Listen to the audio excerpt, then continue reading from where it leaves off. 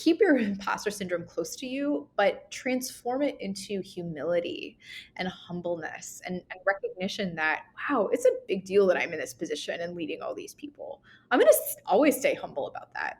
The moment you stop feeling humble about that is like you need a reality check. It's almost seeing it as a superpower rather than something that can hold you back.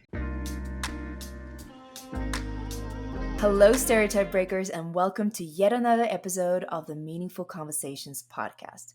Today's episode is going to be relevant to all of you who are looking to, grow your career and become a manager, whether you have recently become a manager or if you're, aiming to become a manager in the future. Because my guest today is Emily Tsitrian, who is a passionate manager, an innovative public speaker, and a brilliant author who has made it her mission to give up-and-coming leaders encouragement as they begin their management journeys in the corporate world.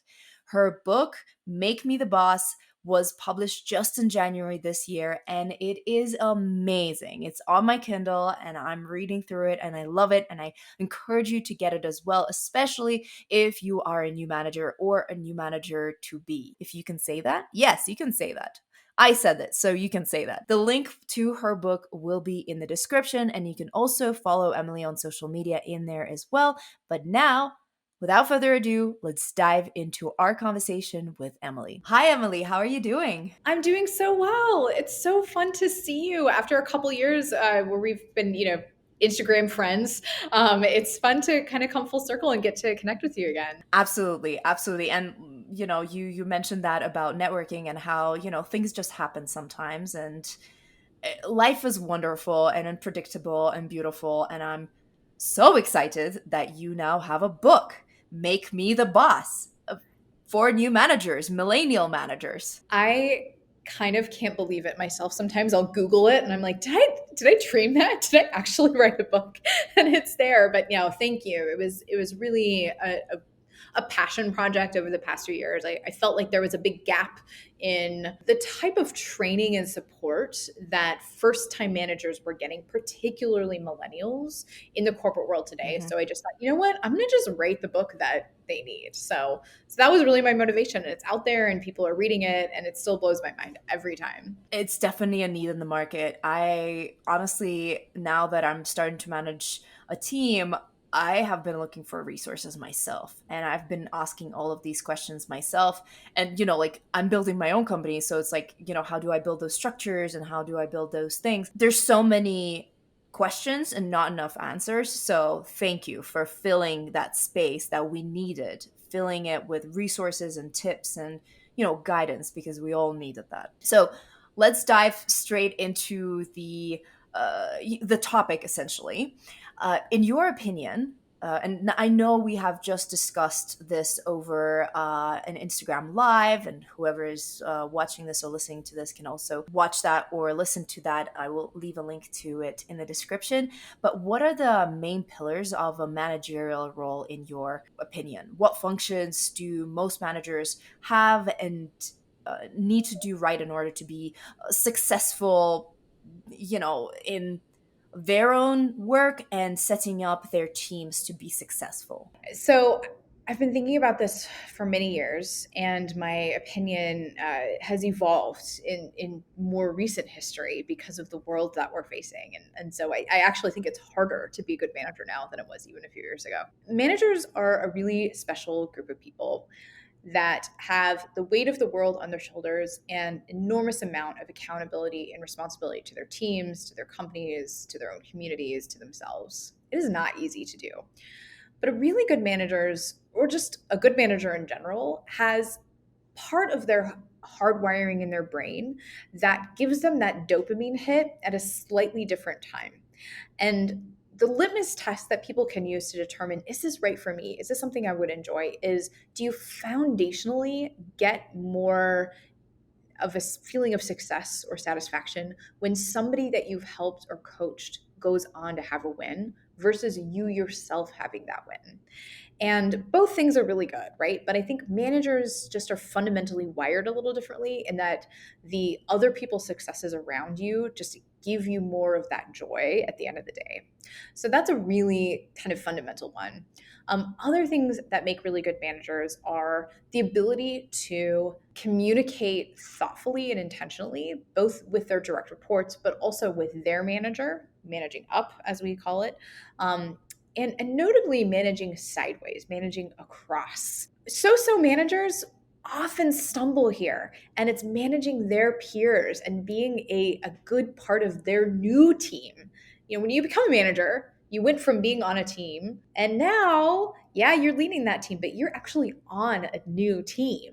And so if you're not able to have teamwork and be a key part of a team of managers that you're now on, you're going to really struggle. And at the end of the day, your direct reports and your team will not have an effective manager that's advocating for them, representing them, and carving their career path. So that's a really important thing. It can be learned, but it's something that is often forgotten. And then I think what also makes a really good manager is that continual hunger for learning and improving, and acknowledging that you often don't have that feeling of I have arrived. That can be a little bit hard about the job too. Think about what is my game plan for myself to increase my abilities, who I am as a person, by 15% this year. And if you're looking at your team and you're saying, hey, my team, let's say you're in sales, my team needs to increase their close rates by 15% this year. Let's put some number on it. What are you as a manager going to do to have you be 115% the leader that you are a year from now? And what is that game plan for you? And so putting that into play really, really matters, especially in tech, especially in hypergrowth companies where you need to be continually improving to be the manager that your future team will need. So I think that's really important. Yeah, I love your focus on continuous self improvement and that it's never going to be a place where you feel like you have arrived because we always look for a destination, but it never comes in most things, unless, we are taking a trip and there's an actual destination. But in personal or professional development, that's the case.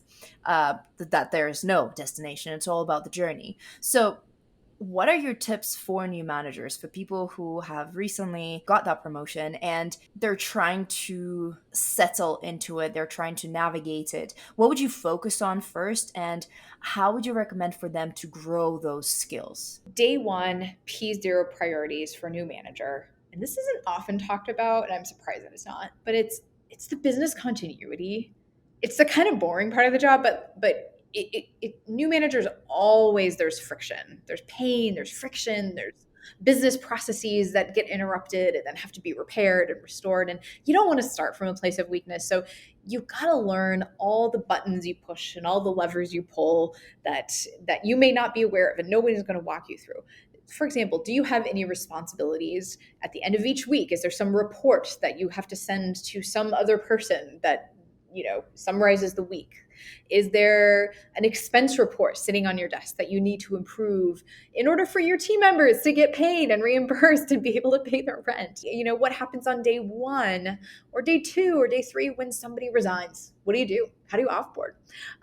When someone puts in a vacation request, when someone goes on emergency family leave, do you know actually how to operate all the systems so that there's some fluidity and continuity with your team and your stakeholders? That's like P0. The next one is to actually sit and figure out who your stakeholders are. And that has a lot to do with the managing sidewise or managing across concept. Who are all of the people across the table and in your partner organizations that you are accountable to? And what are you doing to develop those relationships? I hear a lot of first-time manager advice, which is very good. And it's about, establishing relationships with your team. Of course you're going to do that. You wouldn't have gotten promoted if you weren't going to do that or know how to do that.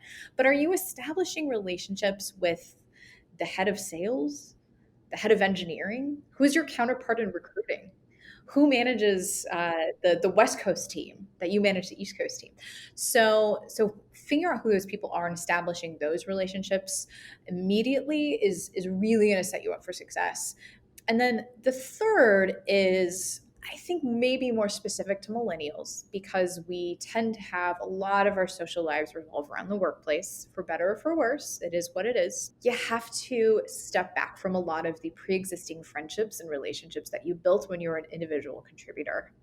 If you have friends on the team, and there's nothing wrong with having friends on the team, but if you're managing your friends, the people that you used to go out for drinks with and talk to, complain about your boss, or if you have, my work husband is, we call each other at the end of it.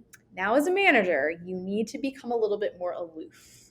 And so you need to step back a bit from those friendships in the workplace and really establish yourself as a balanced and neutral third party. And if not everyone on the team has equal access to you, you're failing them. You're failing. So divorce your work husbands, your work spouses, just for a little bit. You can lean back into those relationships later, but you owe it to yourself and to the team to become kind of a distant third party and get comfortable with the fact that people are going to be talking about you. You are now the object of management that people are going to chit chat about and complain about. Sometimes that's okay. That's part of it. That's why you need to establish a new team of people that you can connect with. But being able to navigate that shifting relationship in the workplace is tough, and it requires some intentionality. Yeah, I remember when one of my peers, one of my friends became my manager, and how that shift, and he did it perfectly. He took a step back, and that shift happened. It was quite a weird feeling, but in retrospect, I understand how necessary that was, because like you said, you got to protect yourself, you got to protect the team. It's unfortunate, and I guess we need to have more friends outside of our work. That's another that's another conclusion here. Yes, you do. Yes. So that we never end up managing all of our friends, because that would just be sad, especially in COVID times and loneliness and all of that stuff. I know we touched upon this in the IG Live, but I would love for you to talk about imposter syndrome here once again, because I think it's such an important topic. And, it was the topic of so many questions on this subject from my audience. Uh, how do you deal with imposter syndrome when becoming a new manager, when you've never managed people before, and all of a sudden you're a manager, and you start having all of these doubts? Am I a fraud? Am I in the right place? And all that stuff. How do you deal with that? How do you build confidence as a new manager? Oh, imposter syndrome is the gift that keeps on giving. I can tell you that pretty much everybody that's in my close network that I really look up to and admire has imposter syndrome. So that tells you something, right? Everybody has it, and you should not believe those voices in your head because they're probably not true. If other people you respect have imposter syndrome, what makes them, special? You're in that exact same position. So know that you kind of never overcome it. I think you balance it, and I think you leverage it. What do I mean by that? So, first of all, understand that it is okay and expected, and it makes you a human and probably a really effective professional to be aware of things that you're not good at. When you have that voice in your head that says, I'm a fraud, they got the wrong resume, I'm an imposter, recognize that actually, in fact, there are some things that you're not so good at. Or, boy, I made a mistake in that team meeting yesterday. That was a mistake of mine. Does that then lead you to the conclusion that I'm bad at my job or a bad manager? No. You would never say that about another person that was, had made a series of mistakes or made a bad call and say, well, now I'm just going to say that they're a bad man. No, it doesn't. A doesn't lead to B. So you have to kind of like exist in that space. You also need to have, and this, kind of goes to the building up your network, but you need to have peers that will tell you honestly what you are good and not good at. Those are some of your closest confidants. You have to build up trust to where if you are not a good manager or you are not good at your job, they'll tell you. So you don't have to rely on the voice in your head.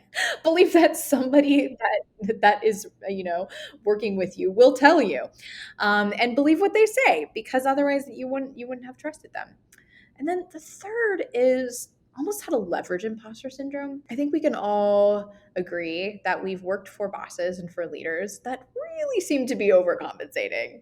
There's like some insecurity or something going on with them that they're like expressing in a overly aggressive or hero worshipy kind of way. And I am the best at this. And, they're like overly kind of confident, and don't be that person. Don't let yourself go there. And so keep your imposter syndrome close to you, but transform it into humility and humbleness and recognition that, wow, it's a big deal that I'm in this position and leading all these people. I'm going to always stay humble about that. The moment you stop feeling humble about that is like you need a reality check. So I think it's almost seeing it as a superpower rather than something that can hold you back. Yeah, I love that perception shift because it's always going to be there. And so you might as well use it and not allow it to derail you from where you want to go. Right. I want to shift gears slightly and talk about the hierarchy and playing with the hierarchy. What is your advice for managing up and advocating for your team? And at the same time, balancing vulnerability and approachability with being firm when you need to. This is so tough. This is an area, speaking of imposter syndrome, where I don't always nail it. I honestly don't. Your natural instincts, especially as a first time manager, is going to be to advocate relentlessly for your team. You'll come at it from a bull in the china shop. You've done this job, you know how hard it is, and you're going to make sure everyone around you knows that this team should be getting paid more and you should unblock them here and here and here. You need to kind of be open to the fact that you might be wrong. And now you're going to see things from a different perspective, and you're going to have perspectives of other leaders around you. Let's say your team has had a lot of problems with, the marketing department, and they don't really like how, they're not getting the right leads, and their messaging around the company is all wrong. Well, you need to go talk to the person in the marketing department, and don't approach it from the pain that your team has felt, but approach it from the curiosity and what is their perspective, and be open to the fact that maybe that marketing department is seeing the business from a different perspective that shifts maybe how you think about it. And so that's where the managing down comes from. It's hard to get good at, and you are going to, at times, disappoint your team. You're going to have to be okay with that. They are not always going to like you. That is not your job. It's not your job as a parent. It's not your job as a manager. You're sometimes going to disappoint your team. You're also going to make some decisions that are bad for your team occasionally. Most of them will be good because you are great. You would not be put in this position if you weren't a good decision maker, but some of those decisions will be wrong. And own it. You make a bad decision. Oh, that was a bad decision of mine. Here's what I learned from it, and here's what I would do differently in the future. And your team will respect the hell out of you when you own it and you make that decision. So that actually ultimately circles back and makes you a better leader to where you're going to be more effective. Though it's a journey, not a destination. 100%. 100%. And I have received a bunch of questions from people who felt alone in this and lonely in this journey because, as a manager, you may have let go of some of those relationships that we talked about, right? And, there's some things that you can't necessarily share with others. What would you recommend for people not to feel as lonely as managers when they're managers? Oh, I really struggled with this my first couple of years. I felt really, really lonely.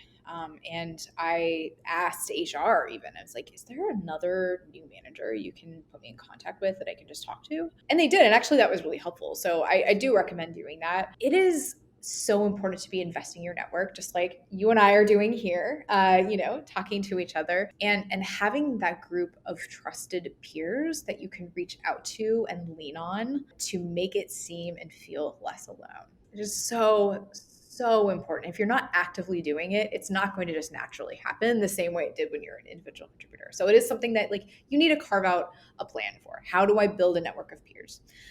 And when you're specifically talking about peers that are people managers, you have a bit more truly confidential trust where you can talk about personnel or HR sensitive things in a way that is totally inappropriate for you to talk to a non-manager peer.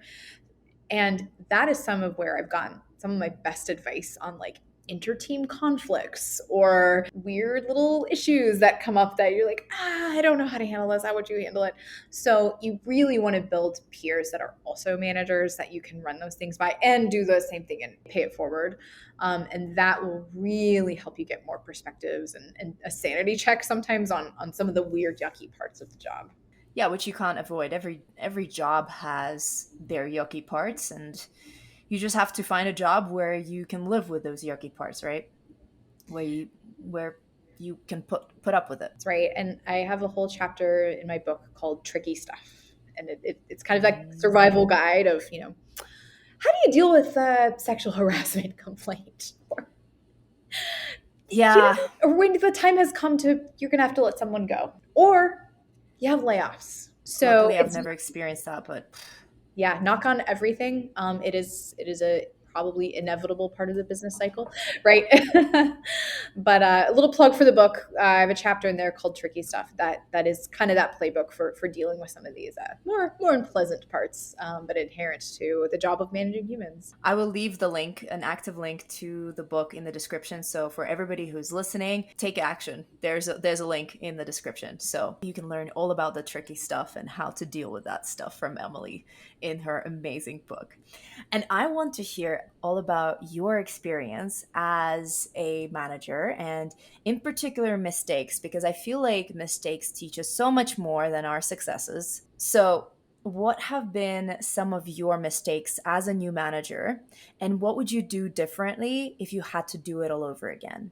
Yeah. So my biggest mistake was not investing in my own mental health care in the first year. Now, I think that this is actually becoming less of a thing just collectively. One of the things that millennials are super good at is mental well-being and prioritizing it. It's also become just more common in the workplace to talk about it. So I'm optimistic that this is going relatively better just in the world in general.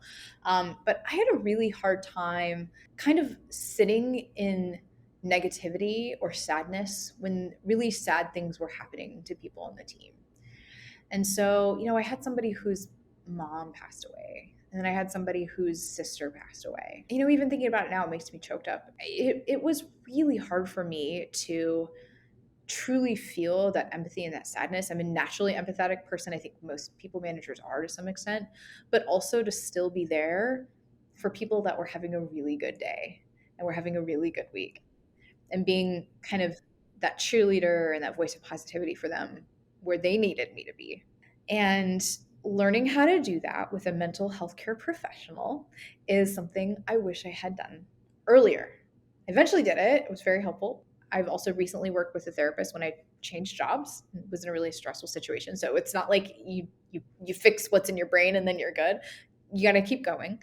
And then, so that was like a really like introspective mistake that I made. I think the second that's just more tactical is I think it was a bit too tribal. This is really common. Humans, we're very tribal. We want to say our team is the best team, and I'm gonna like go and die on every hill that is the best. And that wasn't actually that good for the team. I think it was really limiting. And I think it introduced a competitiveness that at times made us really high performing, but sometimes held us back because there was maybe some feelings of resentment brewing with other teams and perception that we thought we were so much better than everyone else. And that's not good. So I think in retrospect, I would have, quelled those innate tribal tendencies a bit more and just intentionally been more collaborative with my management peers. And the funny thing is, like, I see this happening with new managers all the time. It's partly why I wrote the book. I'm like, don't do this.